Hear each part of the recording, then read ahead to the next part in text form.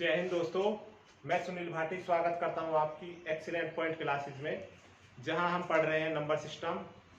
और हम कई टॉपिक पढ़ चुके हैं, आगे भी इसी तरह इसी सीरीज में हमारा अगला टॉपिक है शून्यों की संख्या, नंबर ऑफ जीरोज। किस तरह से इसके क्वेश्चन आते हैं और किस तरह से वो हमको टैकल करने हैं, वो सब इसमें हम पढ़ेंगे। बहुत ज़्यादा लेंथी टॉपिक नहीं है, छोटा सा टॉपिक है, लेकिन अगर हमें इसके बारे में नहीं पता होगा तो हम बिल्कुल नहीं कर पाएंगे। तो बिना देर करे हुए आते हैं अपने टॉपिक पर। आप दबाकर लाइक और शेयर कर दीजिए सभी, और पसंद आए तो, और जैसे ही आपकी क्वेश्चंस आए आगे वो कमेंट सेक्शन में जरूर पूछिए। तो आइए शुरू करते हैं। नंबर ऑफ जीरोज किस तरह से क्वेश्चन आते हैं, हम जैसे सबसे पहला क्वेश्चन लेते हैं। यहाँ पर क्वेश्चन है 1 गुणा 2 गुणा 3 गुणा 4 गुणा 5 अप टू 50 तक, है ना। में दाईं ओर से शून्यों की संख्या ज्ञात करें। यानी यदि मैं पूरी के गुणा करूं 1 से लेकर 50 तक की, तो इसमें जीरो कितनी आएंगी, इस तरह से क्वेश्चन है। और वो अंतिम जीरो कितने होंगे, इसको इस तरह से भी पूछ सकता है और इसको फैक्टोरियल करके भी लिख सकता है ना। यानी अगर वो कह देता है फैक्टोरियल 50 या 50 फैक्टोरियल में दाईं ओर से शून्यों की संख्या ज्ञात करें, तो दोनों एक ही बातें हैं। फैक्टोरियल 50 का भी क्या मतलब होता है, 1 से लेके 50 तक की गुणा होती है।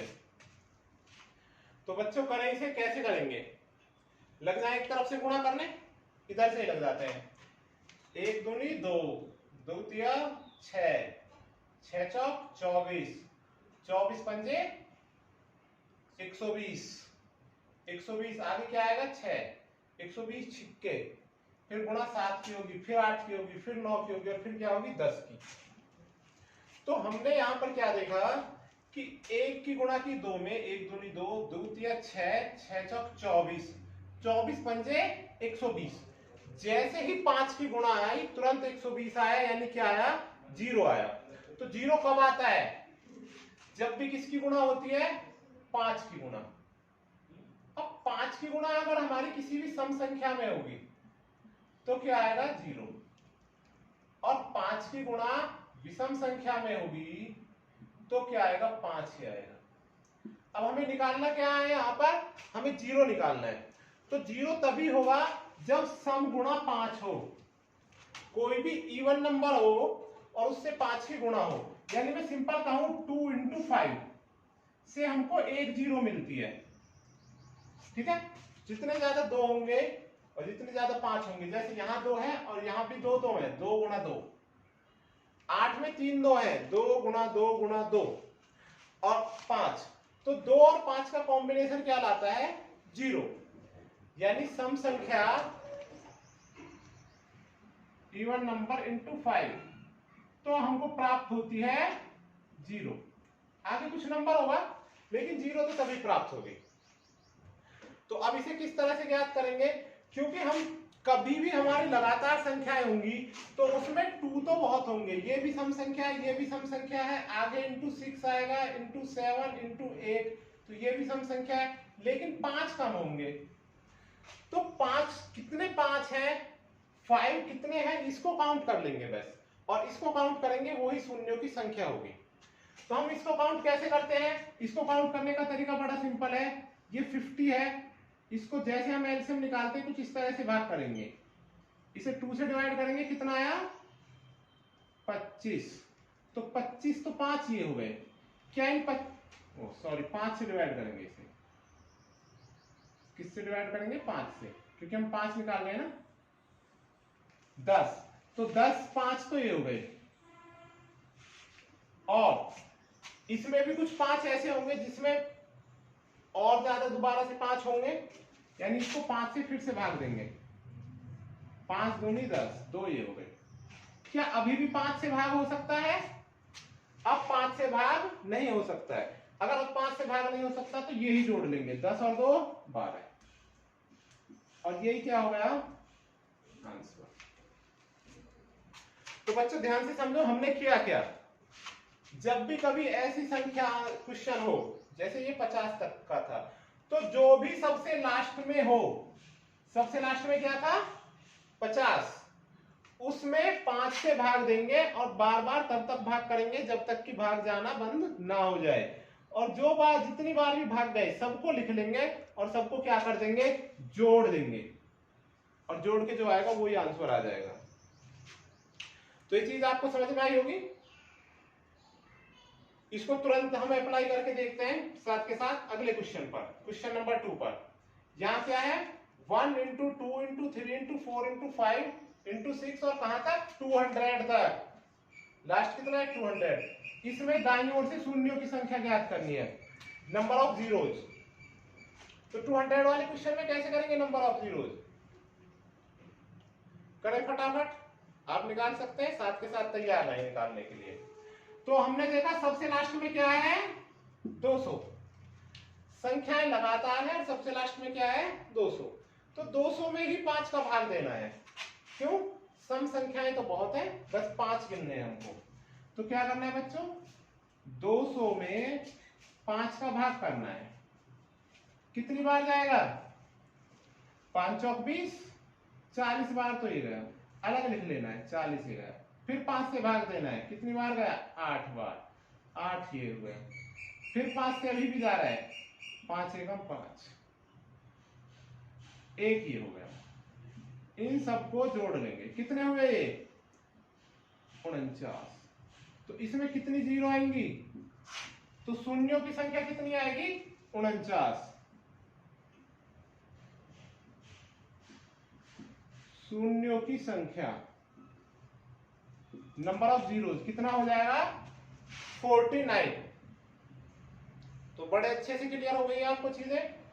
जो भी अंतिम अंक है उसमें क्या कर देना है, 5 से डिवाइड कर देना है, और जितनी बार भी डिवाइड होता रहे हर एक को लिख लेना है और लास्ट में जोड़ देना है। अच्छा अगला क्वेश्चन देखते हैं, 2 into 4 into 6 into 8 into 2 into 100। इसमें शून्यों की संख्या ज्ञात करनी है। तो इसमें शून्यों की संख्या कितनी होगी देखते हैं। अब ये देखिए ये 1 से स्टार्ट नहीं है, 1 से स्टार्ट नहीं है, ये है 2, फिर 3 नहीं है, 4 है, फिर 5 है नहीं, देखो अंदर का 5 नहीं है। तो अगर हम 100 में भाग देते हैं तो क्या आ जाएगा, ये 5 भी काउंट होगा। तो इसे में क्या करेंगे हम, देखो सब में से 2 कॉमन ले लेंगे, यहां से भी 2, यहां से भी 2, यहां से भी 2, यहां से भी 2। तो क्या आ जाएगा, इसका अगला स्टेप होगा हमारा 2 की पावर कुछ, जितने भी 2 आएंगे ये कॉमन आ जाएगा। इसमें से 2 कॉमन आया तो ये 1 बचा, इसमें से 2 आया तो ये 2, इसमें से 2 आया तो ये 3, ये 4, ये 5 और ये 50, इस तरह से। तो नंबर ऑफ 2 तो काफी है, हमें नंबर ऑफ 5 गिनने हैं, 5 की संख्या गिननी है। अब लास्ट में अंक क्या बचा, लास्ट में अंक बचा 50। ये तो पहले जैसा क्वेश्चन हो गया है ना, लास्ट में अंक क्या बचा 50। तो कितने 5 हो गए 50 तक, यहां तक। तो बड़ा सिंपल, 50 में 5 का भाग दे दें, 5 धम 50 10, तो ये हो गए, और फिर 5 से दे दिया 2, 2 ये हो गए, 10 और 2 12, यही आंसर हो गया। इसमें शून्यों की संख्या कितनी हो गई 12 हो गई। उम्मीद है क्लियर हुआ होगा। हमने ऐसा क्यों किया, क्योंकि इसको लगातार करने के लिए, जब लगातार होंगी चीजें, जैसे पिछले क्वेश्चन में भी पढ़ा था, जब लगातार होती है तब ये फॉर्मूले लगते हैं। एक और देखते हैं, 2 into 3 into 5 into 7 into 9 into 11 और अप टू कहां तक 99 तक। इसमें शून्यों की संख्या ज्ञात करें। तो सबसे अंत में क्या है 99। तो अब देख लेते हैं, तो अगर हम इसमें 5 निकालना चाहें तो 5 तो निकल जाएंगे, 99 में किसका भाग कर दें 5 का, कितनी बार गया वो सब लिख लेंगे। लेकिन 2 कितने हैं इसमें, हमने इसमें 5 का भाग दिया, 5 एकम 5 और 5 ने 45, तो 19 तो ये आ गए, और फिर 5 से भाग दिया 3 ये आ गए, 5 3 15, 19 और 3 22, 22 5 हो जाएंगे। लेकिन शून्यों की संख्या नहीं आएगी, क्योंकि नंबर ऑफ 2 कितने हैं। अब सारी संख्याएं कैसी हैं विषम, जब सारी संख्याएं विषम है तो सम तो है ही नहीं, सम इसमें एक भी नहीं है, और जब तक सम की गुणा नहीं होगी जब तक 0 नहीं आएगा। तो सम का होना भी जरूरी है और 5 का होना भी जरूरी है। अब इसमें सम नहीं है, तो क्योंकि इसमें सम संख्या नहीं है, तो शून्य कितने होंगे? शून्यों की संख्या 0 होगी, कोई नहीं, है ना, कोई नहीं, एक भी 0 नहीं आएगी इसमें, इसमें एक भी 0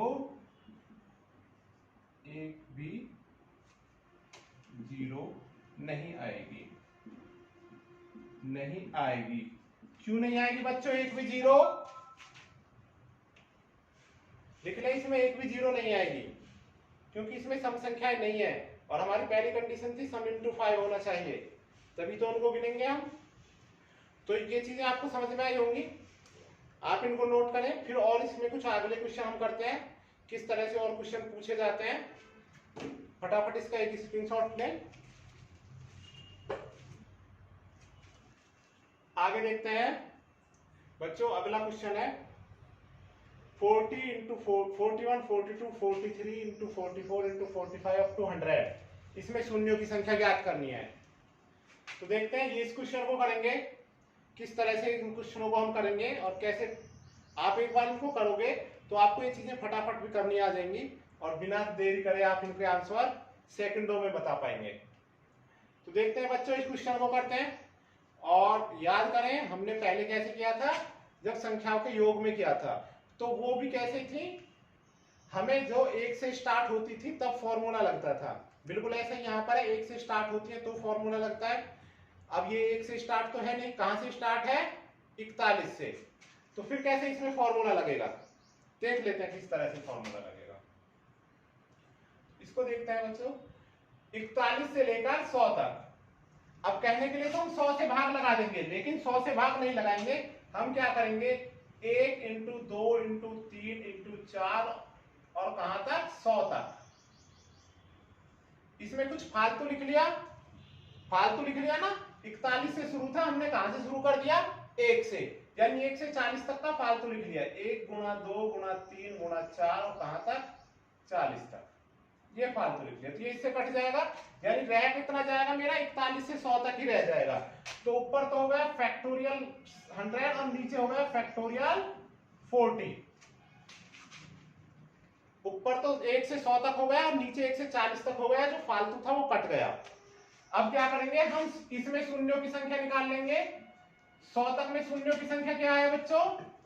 100 में 5 का भाग दे दें तो 5 दूनी 10, 20 तो ये आ गए, फिर 5 से भाग दिया 4 ये आ गए। अब भाग नहीं जाएगा तो कितने हो गए? 24। और 40 में कितना हो गया? 40 को और चेक कर लेते हैं, 40 में 5 का भाग देकर 5 अट्ठे 40, 8 ये हो गए, फिर 5 एकम 5, 1 ये हो गया, 9 यहां हो गए, 24 यहां, 9 यहां।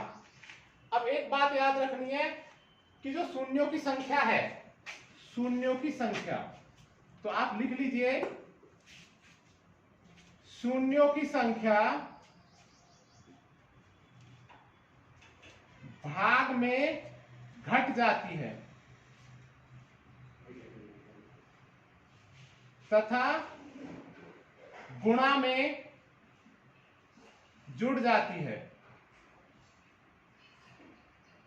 गुणा में जुड़ जाती है। तो दोनों चीजें याद रखनी है, शून्यों की संख्या भाग में हमेशा क्या होती है? घट जाती है, और गुणा में हमेशा जुड़ जाती है। तो हमारा भाग में क्यों आया? क्योंकि 1 से 40 तक की गुणा नहीं थी, वो हमने अपनी तरफ से फालतू लिखी, तो उसकी हमने क्या कर दी? वापिस भाग कर दी। वापिस भाग कर दी तो ये ऊपर शून्यों की संख्या आई 24 और यहाँ शून्यों की संख्या आई 9। इस 24 से 9 घटा दिए, 100 में आई 24 और 40 में आई 9, ये घटा दिए, तो कितने बचे हमारे? 15। और यही हो गया आंसर। ये बातें याद रख लेंगे, आपको इंपॉर्टेंट है। तो ऐसे ही आप यहां कर सकते हैं, ये गुणा है, गुणा में शून्यों की संख्या क्या होगी? अरे 30 में भाग कर दो 5 का, यही तो करना है, 5 का ही भाग करना है। 5 छम 30, बचा 6, तो 6 में 5 का पहाड़ा एक बार फिर चला जाएगा टेबल, 5 एकम 5 करके देख ले, 30 में 5 का भाग देंगे तो 5 छंग 30, और फिर 5 से एक बार भाग कर देंगे 1, तो टोटल कितना हो गया 7। और वहीं 50 में कितना हो जाएगा, 50 में तो हम 2-3 बार कर चुके हैं 10, तो ये हो गया, और फिर 5 से 2 ये हो गया 2, तो टोटल कितना हो गया 12। तो यहां तक कितना हो गया 6। और शून्यों की संख्या कैसे निकलेगी, गुणा में शून्यों की संख्या जुड़ जाती है, 12 ये टोटल कितना हो गया 18। गुणा में शून्यों की संख्या जुड़ जाती है, भाग में शून्यों की संख्या घट जाती है। 250 है, फैक्टोरियल 250 का मतलब क्या हुआ, 1 से 250 तक की गुणा। फैक्टोरियल 150 का क्या मतलब हुआ, 1 से 150 तक की गुणा। इसका मतलब था 1 से 30 तक की गुणा, इसका मतलब था 1 से 50 तक की गुणा। तो 1 से 250 तक की गुणा, इसमें कितने शून्य आएंगे, हमने तुरंत 250 में भाग लगा दिया किसका, 5 का। कितनी बार गया 50 बार, 50 तो ये हो गए, फिर 5 से लगाया, आगे 12 जाएंगे है ना, हमको पता है 10, और फिर 5 से लगा दिया 2, तो टोटल कितना हुआ है 62। और 150 में कितना होता है जी, 5 से भाग लगा दिया 30 तो ये हो गए, फिर 5 से भाग लगा दिया 6 ये हो गए, फिर 5 से भाग लगा दिया 1, तो कितने हो गए 37। तो इसमें कितना आया, ऊपर तो आए कितने 62, और बटे में कितने आए 37। ये माइनस हो जाएंगे, माइनस हो जाएंगे तो कितना आंसर बचेगा, 62 से 37 गए 5 और 2 25,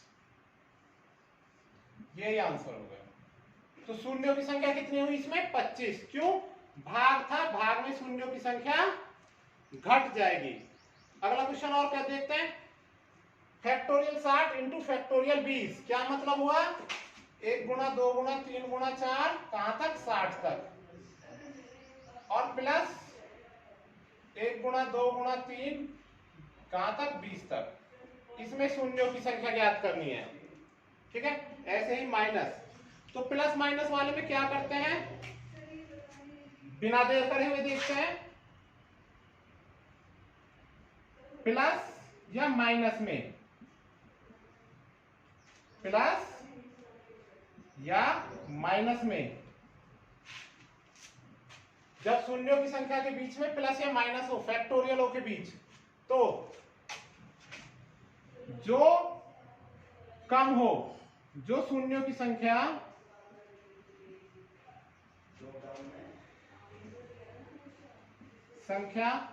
कम हो वही आंसर होगा,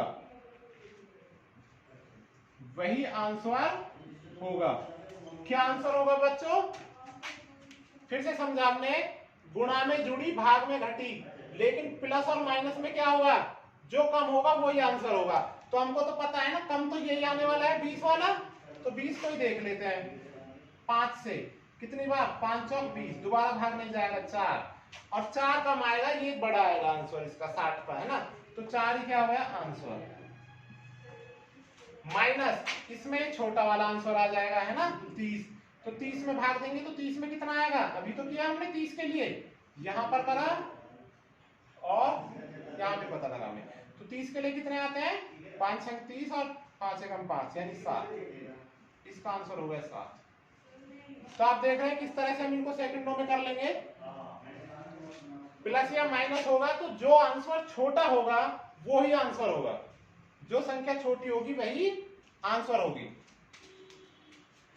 उम्मीद है समझ में आए होंगी, जो चीजें समझ में ना आए आप उन्हें कमेंट सेक्शन में पूछें। एक टाइप और पढ़ते हैं, देखो इस तरह से भी आ सकता है, 2 की पावर 3, 4 की पावर 3, 5 की पावर 8 और 6 की पावर 4 में शून्यों की संख्या ज्ञात करें। इसमें शून्यों की संख्या कैसे ज्ञात करेंगे, हम इसको सबको किसमें 2 में कन्वर्ट कर लेंगे। तो ये देखें 2 की पावर 3 तो है ही, ये जो 4 की पावर 3 है इसको क्या लिख सकते हैं, 2 की पावर 3 प्लस वो इंटू 5 की पावर 8 है इंटू ये जो 6 है इसको क्या लिख सकते हैं, 6 की पावर 4 है तो 2 की पावर 4, फिर से समझो 6 को लग सकता है 2 गुणा 3 की घात 4, और इस 4 को अलग अलग लिख लेंगे, तो 2 की पावर 4 और 3 की पावर 4, तो ये हो गया हमारा 2 की पावर 3 इंटू 2 की पावर द्वितीय 6, घात पर घात की गुणा हो जाती है, इंटू 5 की पावर 8 इंटू 2 की पावर 4 इंटू 3 की पावर 4।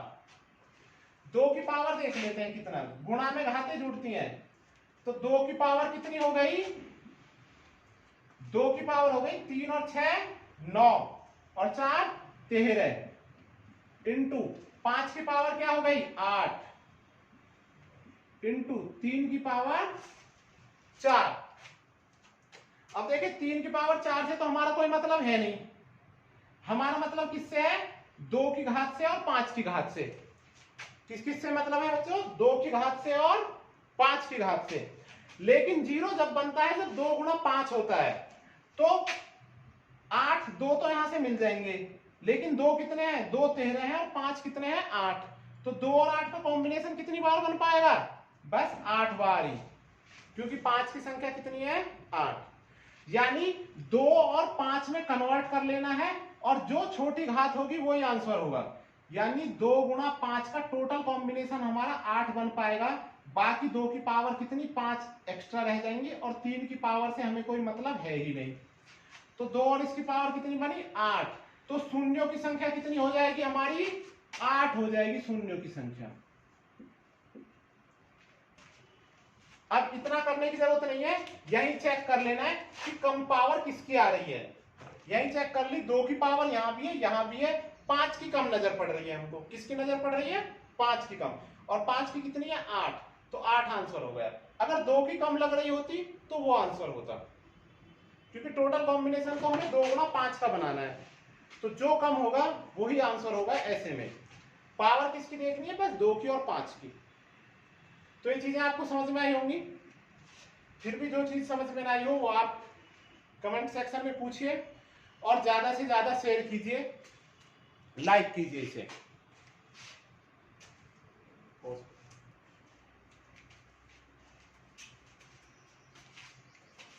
साथ के साथ हम अगला विषय स्थानीय मान और आंकिक मान भी पढ़ते हैं।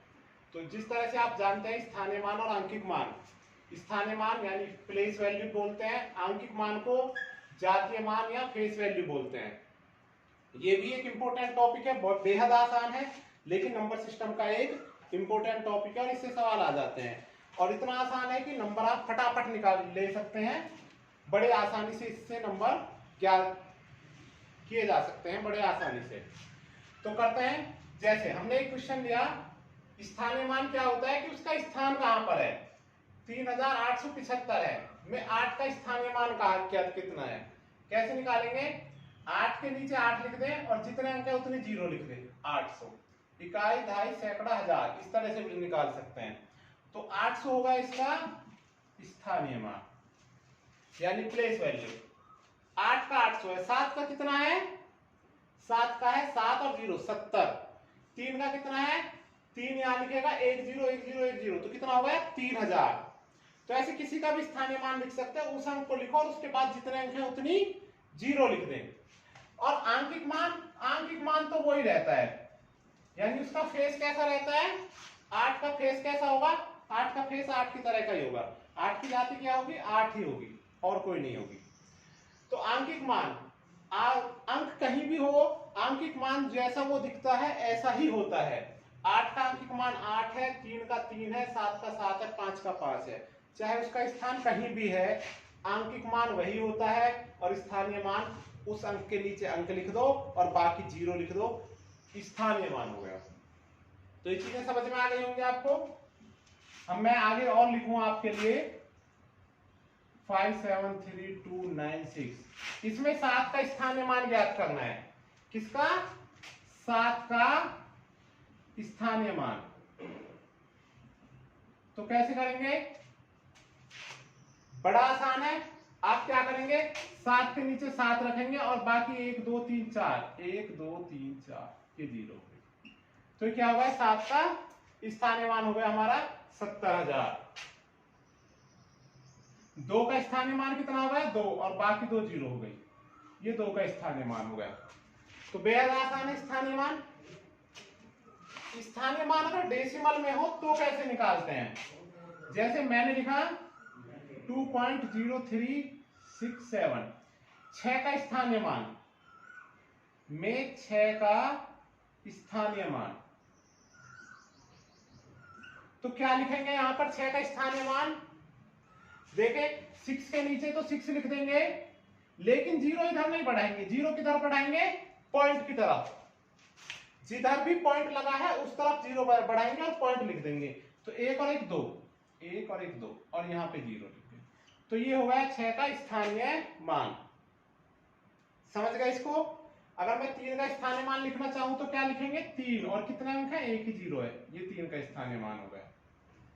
तो इस तरह स्थानीय मान अगर डेसिमल के इधर है तो आपको 0 किधर बढ़ानी है? डेसिमल की तरफ, और डेसिमल भी यानी दशमलव भी लगाना है, तब स्थानीय मान बताया जाएगा। इस स्थानीय मान को वो अगर गुणा में बदलना चाहे तो कुछ ऐसे भी लिख सकता है कि ये जो लिखा है इसको वो ऐसे करते 0.006 को पॉइंट के नीचे 1 और 1 2 3 1 2 3 0 कर दे और पॉइंट से पॉइंट काट दे, तो 6/1000 में लिख सकता है। ऐसे ही इसको भी लिख सकता है 0.03 है तो पॉइंट के नीचे 1 लिख दिया और बाकी 2 0 बढ़ा दिया और पॉइंट काट दिया, तो 3/100 हो गया। ऐसे भी ये लिखे हो सकते हैं, आपके ऑप्शन इस तरह से भी हो सकते हैं। तो अब आप अगला क्वेश्चन करेंगे जिसके लिए ये चीजें मैंने बताई हैं, इसे करें 2837.36 2837.36 में 3 के स्थानीय मानों का अंतर ज्ञात करें। यानी स्थानीय मान भी ज्ञात करने हैं और फिर उसका अंतर या योग ऐसा भी कुछ ज्ञात करना है। तो करें इसको, कोशिश कैसे करोगे?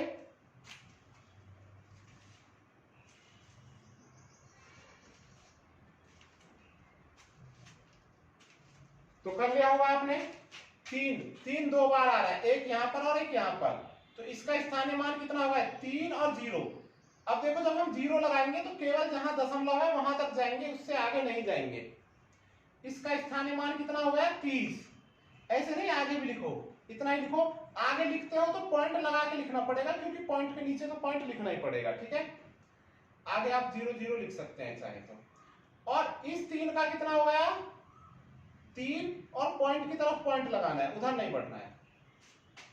तो एक 3 का तो हो गया 30 और दूसरे 3 का हो गया 0.3। इन दोनों का अंतर कितना होगा? अंतर क्या?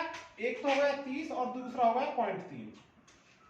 तो 30, अगर पॉइंट कहीं भी नहीं होता तो पॉइंट कहां होता है? सबसे लास्ट में।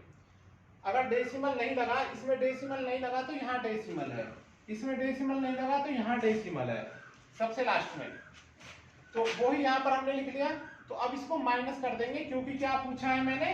अंतर। तो फटाक से इसे माइनस करें, इधर से 2.5 लेंगे, बोरो लेंगे, ये 10 हो जाएगा, ये 7 बचेगा, और यहाँ 9 और ये 2, ये आंसर आ जाएगा। इसमें से घटाने पर कितना आ गया? 29.7। तो ये इसका आंसर हो गया। जैसे अगला क्वेश्चन है 2.374 में 4 के स्थानीय और जातीय मानों का योग ज्ञात करें। इसमें इसके 4 के स्थानीय और जातीय मान दोनों का योग ज्ञात करना है। तो स्थानीय मान क्या होगा 4 का? ये 4 के नीचे 4 लिखा और पॉइंट की तरफ बढ़े, 1 और 0 और ये स्थानीय मान होगा। और जातीय मान क्या हुआ? जातीय मान तो 4 ही रहेगा, और इन दोनों का योग ज्ञात करना है। दोनों क्या कर देने? जोड़ देने हैं। तो 4 के आगे कुछ पॉइंट नहीं है, तो पॉइंट कहां होगा? सबसे लास्ट में। तो आप क्या करेंगे? 4.004, ये 0 बढ़ा लेंगे प्लस, इस तरह से। फिर से समझे, स्थानीय मान ये था और जातीय मान तो वही अंक रहता है चाहे कहीं भी हो, और दोनों को जोड़ देंगे तो क्या आएगा? 4.004, यही आ गया। उम्मीद है समझ में आ रही होंगी चीजें। आगे और चेक करते हैं।